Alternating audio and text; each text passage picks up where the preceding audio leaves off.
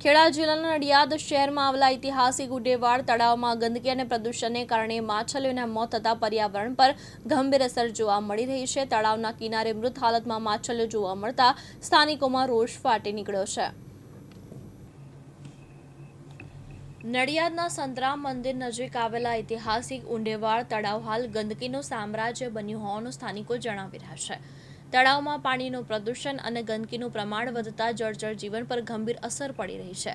તળાવના કિનારે મૃત હાલતમાં તરતી અને પડેલી માછલીઓ જોવા મળતા સ્થાનિકોમાં ચિંતાનો માહોલ સર્જાયો છે। શહેરના મધ્યમાં આવેલા તળાવની યોગ્ય સફાઈ અને જાળવણી ન થતી હોવાના કારણે જળચર જીવન સંકટમાં મુકાયું હોવાનું સ્થાનિકોનું કહેવું છે।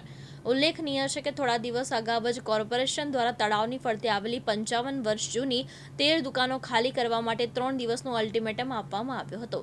તળાવના પાણીના કારણે દુકાનોના પાયા નબળા પડી ગયા હોવાનું અને સુપરસ્ટ્રક્ચર પણ જોખમી બન્યું હોવાનું જણાવાયું હતું। હવે તળાવમાં પ્રદૂષણને કારણે માછલીઓના મોત થતા તંત્ર સામે અનેક સવાલ ઊભા થયા છે। તૃષાલ પંડ્યા, દિવ્યાંગ ન્યૂઝ, ખેડા।